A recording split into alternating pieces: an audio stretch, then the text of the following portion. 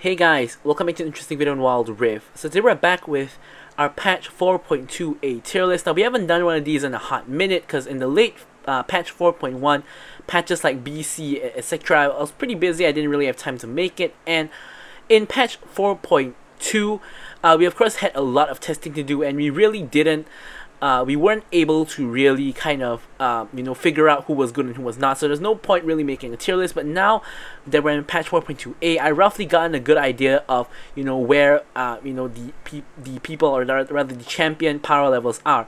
And as you guys can see, today we're starting off with ADCs instead of going our usual order of top to support. Also, of course, this is going to be like sort of a bonus video. What I mean by that is, of course, I do now do daily uploads of basic guides or updated complete guides, and this one isn't really going to be included. This is sort of going to be between videos, as an extra treat for you guys. So without further ado, let's jump straight into our ADC tier list. Okay, so jumping straight in, you guys can see that we've moved a lot of people around. So now, the main focus of the current patch is basically hyper carries. Now that's why Kai'Sa and Tristana and Vayne are really, really good. Of course, we had the addition of Shieldbow and Phantom Dancer, so a lot of itemization has changed. Generally, Shieldbow is still a really good item. Phantom Dancer is almost a must-buy item on the majority of champions. So let's jump straight into it. So first up, we have Kai'Sa. Now Kai'Sa, her main nerfs were to jungle, and in lane she's technically still really strong. Only her W got nerfed for lane purposes, and she's still really, really strong in the lane itself, and she's practically one of the strongest hyper carries. Now her base AD and her damages in lane are insane. She has a really good mid-game spike because of how her new evolutions work, and in late game she becomes a hyper carry, and basically Kai'Sa is far and away the best ADC at the moment. This is followed closely by Tristana, who also has a very strong lane, very strong late game as well, but does have a trough in the mid game, which can be averted by getting a strong early game and getting a couple of kills lead, which happens very often because many people are still not really good at playing against a Tristana because of how they don't know her kill threat level 2, 3, and 5. We have a Tristana video coming up. Next up, we have Vayne. So Vayne is a little bit of an interesting one because Vayne technically works very well against tanks, but now with new crit build, she technically is also pretty good against squishy. She still goes for that attack speed kind of build, but she now has a little bit of crit in the mix, so she works kind of better against squishies. She still works amazing against tanks, and now we're kind of in an ADC meta where you actually see less tanks, but you see random ADCs popping up in top lane, mid lane, jungle, literally everywhere other than support, thankfully. But you see a lot of ADCs in the meta, so Vayne is a little bit weaker than the other two because of the lack of tanks and kind of the prevalence of squishy ADCs. But of course, Kai'Sa and Tristana are way better against squishy ADCs than Vayne. So next up we have Corki. So Corki is just really strong in general. He benefits from the buffed mana. I mean, he still goes for the same kind of build. Essence Reaver could also work pretty well on Corki, and Corki is just really strong, strong magic damage option for the ADC role. So next up we have Ezreal, who just recently got buffed, but I've actually moved him down from the S+ tier because he's not really a hyper carry. He kind of focuses on poke and such, and if he gets fed or if he gets the late game, he can do really well, but he's not gonna do as well as hyper carries because he isn't a hyper carry. He's not gonna scale as well. His early game poke and poke in general is still really good, and he's just really good as really good in terms of safety, but he's just not as strong as the hyper carries. Varus, of course, we've gone over the bucket of Varus builds that he has, 5 builds. He can go lethality, AP, as well as on hit, and because of his build versatility and the fact that he's pretty strong currently, he is going to be in the S tier. He is a pretty strong champion regardless of which build that you go. I still think AP is the best build, followed by lethality, so another AP option if you're not going for Corki. Next up we have Draven. Draven, is a lot better with Shieldbow and the Collector, and if you're good at Draven, if you can get fed, he becomes one of the strongest champions in the game because he snowballs, to an insane amount. Of course, we also have a Draven video coming up. I believe it's tomorrow from when I'm releasing this video. I'm going to release this video after the last Varus video and before the first Draven video, so we will have, we will see Draven in action pretty soon. So Zeri, I haven't played a lot of Zeri in this patch. I have, or last patch actually. I haven't played Zeri since the new items released. Not haven't played, but haven't played a lot of Zeri. From the few matches that I played of her, I gathered, and facing her as well, I gathered that she is actually pretty strong. She's a hyper carry as well. But because like other champions like Kai'Sa and Tristana are a lot better in the early game, and Zeri kind of takes a lot longer to scale, so I think she isn't as good as the other hyper carries at the moment. And Twitch is really similar. So Twitch as a hyper carry is completely insane. I think he probably outscales like Kai'Sa and Tristana when you reach a certain point. Although 1v1ing them is a different story, because Kai'Sa and Tristana 1v1 are incredibly strong. But Twitch in general in team fights probably outscale the other hyper carries. But the issue is how weak he is in the early game. Like when you hit 3 items, you probably become the strongest hyper carry in the game. But the issue is that in the early stages of the game, if you're up against something like Kai'Sa or Tristana, you can very easily get shut down, and it takes really long to reach that point, and by that point your team might have already lost. But if you can get to that point, Twitch is an incredibly strong champion.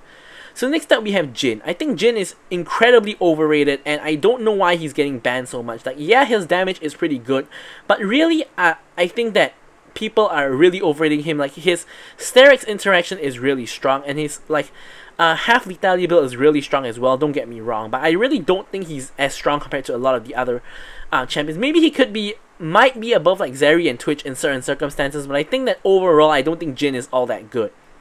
Now Caitlyn and Xayah, they aren't really very strong hyper carries. They both have certain niches. Caitlyn, of course, is bullying people down. Now, in certain matchups where your opponent is not as good as you, you can bully them to the point that they become useless. But if they're a good laner and they don't let you bully them so much, you're not going to accrue too much of an advantage, and you're going to get outscaled. Xayah is good in very niche situations where they are enemy assassins and such. And generally, aside from that, she's just an okay champion. So Lucian probably had the biggest fall from grace out of all the ADCs. He used to be like probably the best or second best ADC together with Kai'Sa, but in this patch where it's a hyper carry focus, he doesn't really benefit a lot from Shield Bow or Phantom Dancer, so he basically goes for like Essence Reaver into other items. And from playing a couple of matches on Lucian, his damage is still alright, but he simply cannot compete with other ADCs anymore, unfortunately, which is really, really sad, because I do love playing Lucian. And Samira, it's a very kind of similar thing where Samira kind of needs to snowball to be really successful, and Shield Bow, you know, does help her out a lot, and Collector does help her out a lot as well. We've already covered Samira, of course. However, I just don't think she's as strong as the other ADCs. So she's not a hyper carry. She's sort of like a Katarina ADC. So next up, Miss Fortune. So now Miss Fortune, after getting the buff to her passive, actually does really decent damage. We're going to be covering Miss Fortune soon. I already have a couple gameplays lined up for her, both with Essence Reaver and without Essence Reaver. So from my testing, I still think she is strong, but she's just not strong compared to all of the other ADCs. There's so many better options, and she's definitely way better than what she was. But she just gets outskilled. She needs a lot of CC from her team to help her land her ultimate, which is her main point of damage. And yeah, just not a good look.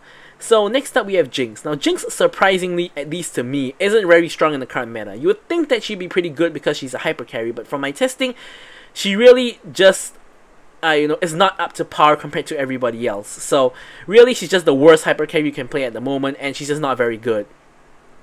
Senna, you know, farming Senna, you know, is like pretty much the worst champion you can play other than Ashe, which of course still does no damage with like the new like crit items like Phantom Dancer as well as Shield Bow. She actually is decent, like if you go for a damagey rune like Conqueror or Kraken Slayer. We will be covering Ashe as well. I already have a gameplay for Ashe as well. But overall, my gut feeling tells me that Ashe isn't really, you know, up to par from the few games that I've played with her. So she's still pretty much the worst ADC in terms of damage that you can play at the moment, and it's a lot better as a support. Speaking of which, we're going to move on to talking about support next. Okay, so moving on to talking about support, you guys can see that pretty much the best support in the game is now Yuumi. And I cannot believe that Yuumi, after getting that mini rework where her heal, you know, kind of goes over a longer period, has wormed her way back up to being the best support. Now, I have to say that every single game that I play against Yuumi is a complete disaster. Somehow, some way, Yuumi has managed to not, like, she hasn't gotten buffed at all, but somehow, some way, because of how the meta has shifted and ADCs, especially hyper carries, are so strong, Yuumi has suddenly become the best support again.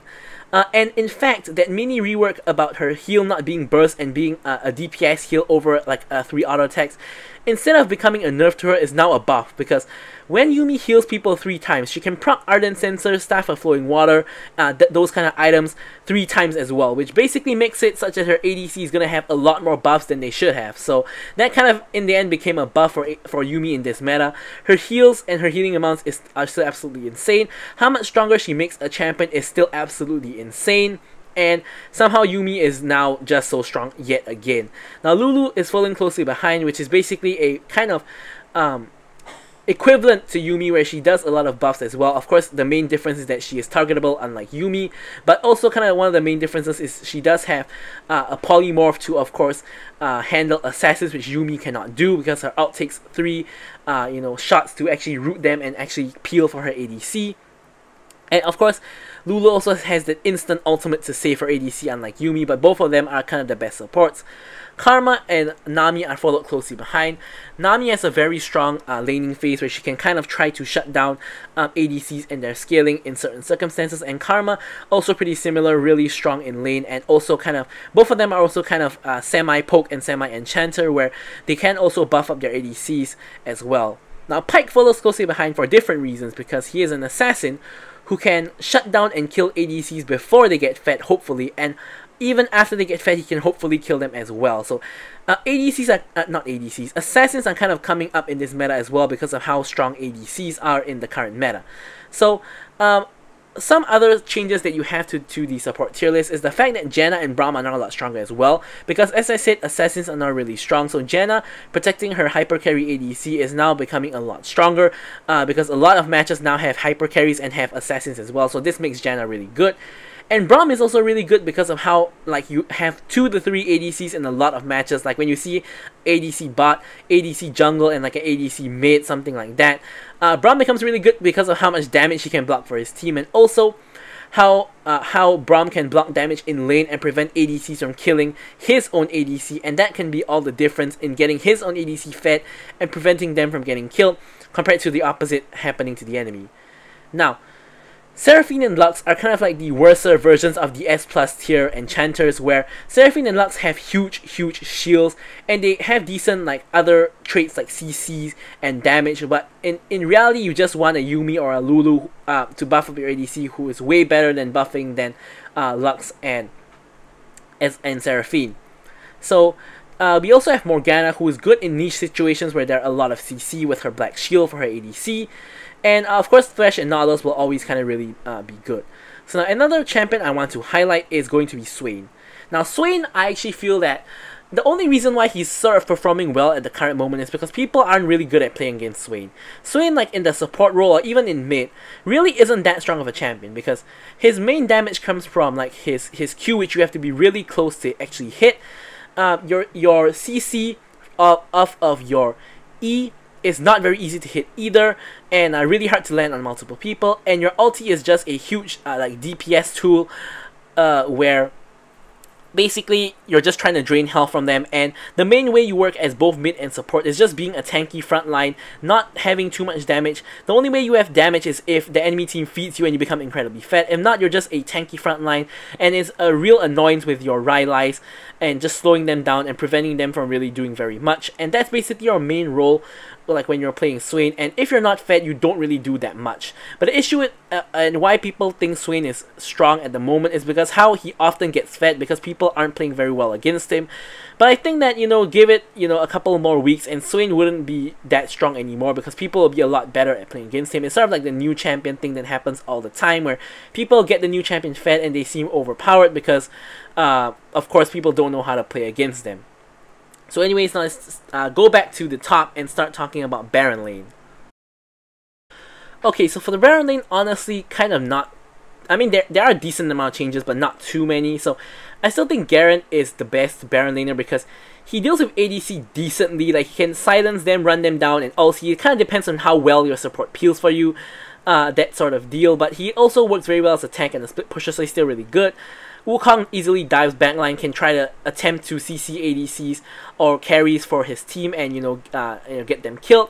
Renekton surprisingly is now really strong, not because of his buff being the shield breaker, but just because of the current meta where he is able to actually assassinate an ADC. So how it works is Renekton has a pretty strong laning phase, so he's unlikely to get behind. He's normally even or ahead in lane.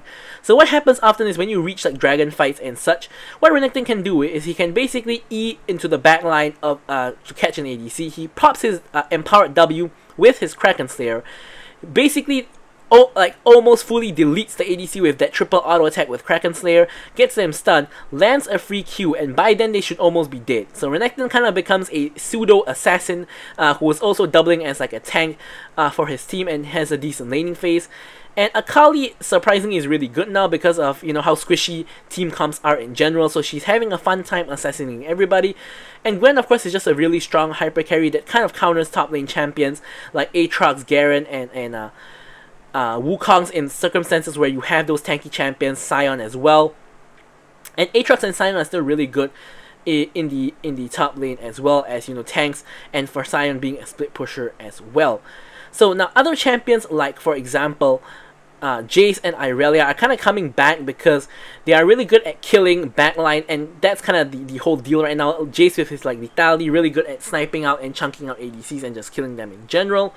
And I've also moved Jax up a ton because Jax, I think, is actually really strong as a split pusher and also just as a hyper carry himself. And now split pushers are kind of also coming back into the meta, like Garen. It's not coming back, but kind of getting stronger in the meta, like Garen, Sion, Jax, Fiora, Camille, etc. because of how like there are multiple carries in a team. Like carries generally can only team fight. Like if you have like an MF top or something like that, which I've seen multiple times for some reason, they're not going to be able to stop a Fiora or a Sion split pushing. So the only thing they can do is group, which gives like the Jax or like the Fiora a lot of value in split pushing, which they shouldn't be getting normally. Yone is also actually pretty strong, but in top lane his matchups are not very good because he can assassinate ADCs and such. Olaf, after his new buffs, is actually really strong as well because he can run down enemies, but I think top lane his matchups aren't very good. I think in the jungle he is kind of way better. And just sort of a small side note on playing ADCs in other lanes, like ADCs mid, ADCs top, ADCs jungle, it really isn't good. It's a no-go. The only reason why it's kind of semi-successful now is because of how OP ADCs are. As you can see, I still rank Vayne Lucian and representing other like you know, ADCs that you can play in the top lane as well. Like honestly, people are playing any ADC in the top lane. I've seen like Twitch top, MF top, you know, all of these kind of weird picks coming out of the woodwork, and they really aren't that good. So anyways, now let's talk about the jungle.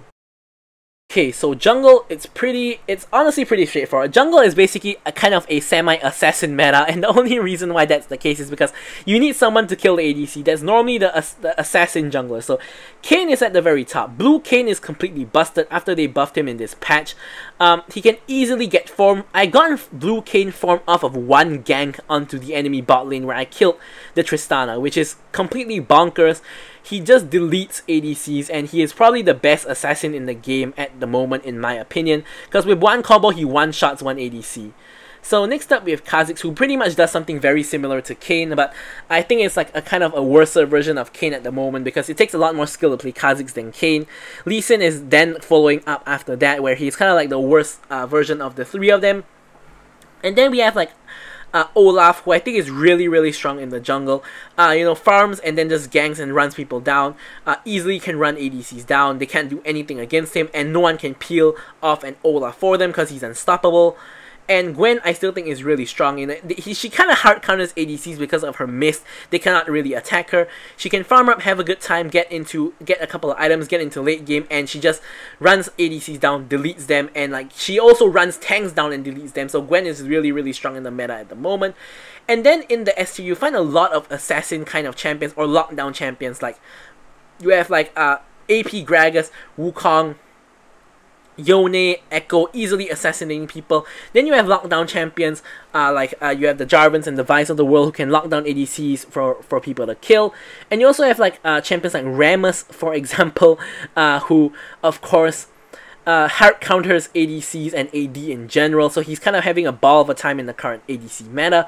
And then you have like the jungle ADCs like Kai'Sa and Twitch. I still think that they are, despite the nerfs to their jungle clear, it doesn't take away from their actual damage. So I still think that they're good because ADCs are OP at the moment, and if you're good on ADCs, you know, you can make Twitch and Kai'Sa work, you know, that's all I can say about it. But I still don't like seeing ADCs in the jungle, because you do still face the problems of number 1, back clear, because you don't have the cleave because you're ranged, and number 2, you're very squishy. So at objective fights, you know, they always want to burst the jungle in the first place, and it's so much easier to burst you if you're an ADC, and that's really all I can say.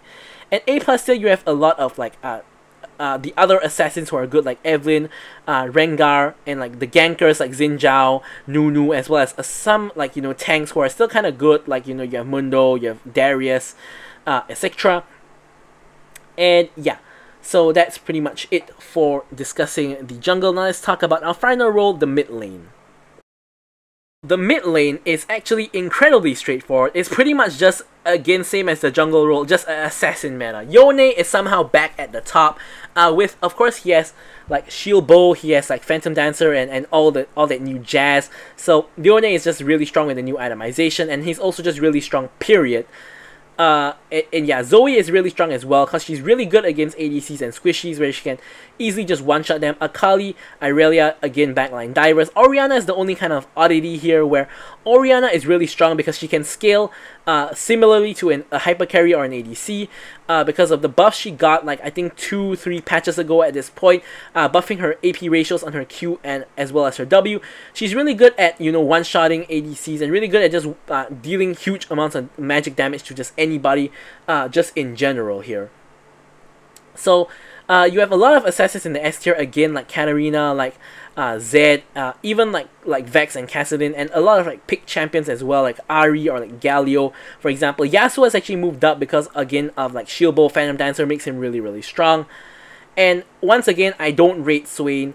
I don't think he's very good. I think he's only good now because people are bad at playing against him. But objectively speaking, in an ADC meta where he's a tank, he shouldn't really be getting too much value, because people just stay far away, blast him down, and unless he lands his like skills like his W and his E, which you know, after a while he shouldn't be, because people should get better at dodging them at the current stage. They just don't really understand his cooldowns and his kit very well. So afterwards, we shouldn't be seeing Swain have too big of an impact, and as a result, Swain shouldn't be too good after a while. He should just be a nuisance with his Rylai's, and he's just semi-tanky. And Jace, I put him up a little bit as well, because, you know, he's really good, like lethality burster. I put like Kai'Sa to represent ADCs in the mid lane, like, you know, the Kai'Sa mids, the Twitch mids, and like all that kind of nonsense. It's not good compared to so many other mid laners, but because once again ADC meta, you know, how bad can you be when ADCs are OP kind of deal, but you know, you mess up your team comp, you don't have AP, you know, the problems go on and on and on. And somebody else I wanted to highlight before we end off the video is Pyke. Now Pyke, for the past couple of patches, have gotten basically all his wave clear nerfed back down. So in like the jungle, in like the Baron lane, and in like mid, he isn't good anymore. Like basically he's gone back to the support role where he belongs. And yeah, that's pretty much the story of Pyke. They did an experiment, they didn't like it, and he's gone all the way back down to support where he should be, which is not necessarily a bad thing. I think it's actually a good thing, but if you're a Pyke main, probably you're not gonna like it too much.